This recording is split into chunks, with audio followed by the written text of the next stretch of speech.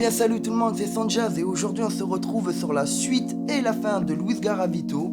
Je vous invite à laisser un petit pouce bleu, à vous abonner et à activer la cloche de notification. Sur ce, moi je vous retrouve juste après l'intro. Allez, à tout de suite.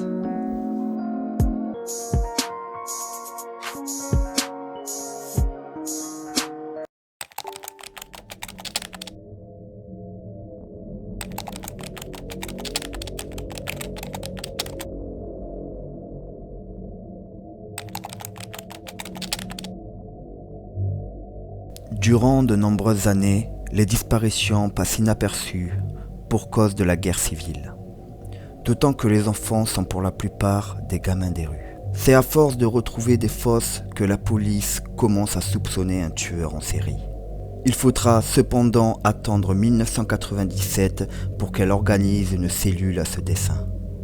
L'enquête nationale est déclenchée suite à la découverte de 36 cadavres en décomposition près de la ville de Pereira.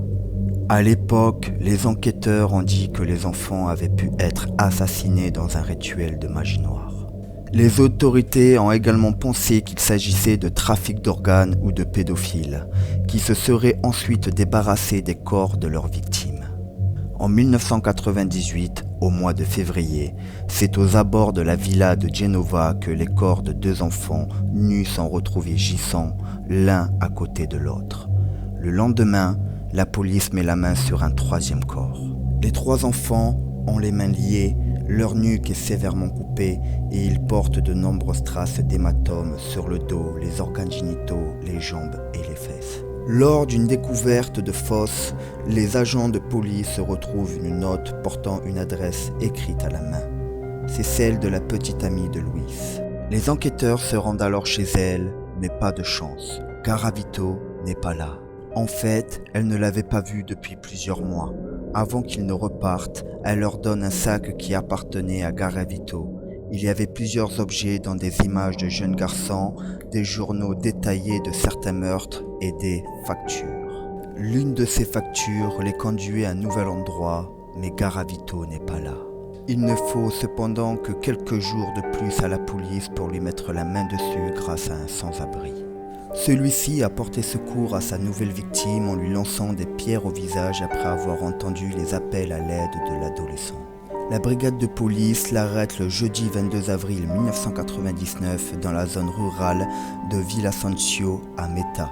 L'enfant leur raconte ce qu'il vient de subir et identifie son bourreau qui est conduit au poste local où il est jeté en prison et interrogé. À la police, Garavito donne une fausse identité, Bonifacio Moreira Licencio.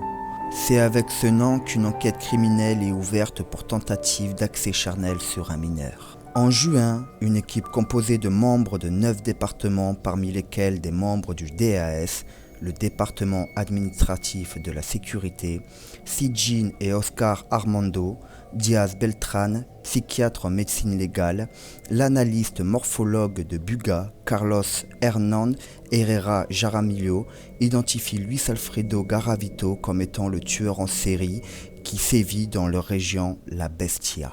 Jeudi 28 octobre 1999, une enquête est ouverte sur Garavito qui n'est pas au courant et qui l'interroge sur d'autres affaires. Ces interrogatoires durent environ 20 heures, au cours desquels le meurtrier finit par avouer les meurtres de Santa Barbara à Palmira, Val del Coca, des 3 enfants de Gênes et des affaires de Tunja et de Villasancio. Le 13 décembre 1999, Alfredo Garavito est reconnu coupable pour les meurtres et viols de 147 jeunes garçons. Le nombre de ses victimes est déduit à partir des squelettes retrouvés dans les fosses et ensuite aux cartes qu'a dessinées Garavito alors qu'il se trouvait en prison, laissant présager au moins 300 victimes. Le juge le condamne à 1853 années de prison à vie et 9 jours, la Colombie ayant aboli la peine de mort en 1991. Sa peine est finalement ramenée à 30 ans, puis 60 ans, avant d'être descendu à 22 ans en août 2003 par la Haute Cour de Bogota pour avoir avoué 28 de ses crimes, dont 23 enfants et 5 adultes en juillet. Ce nombre d'années de prison lui permet de pouvoir être remis en liberté après la remise de peine pour bonne conduite, plus travail et études durant son incarcération courant 2021. Afin qu'il ne retrouve pas la liberté, il est envisagé par la Colombie de l'extrader vers l'Équateur pour qu'il y réponde des crimes qu'il aurait commis en 1998. Il semble également qu'Alfredo Garavito ait assassiné de jeunes enfants au Venezuela. Finalement, l'article 199 paragraphe 7 de la loi sur les enfants et les adolescents élimine la possibilité pour Garavito d'avoir droit à une remise de peine.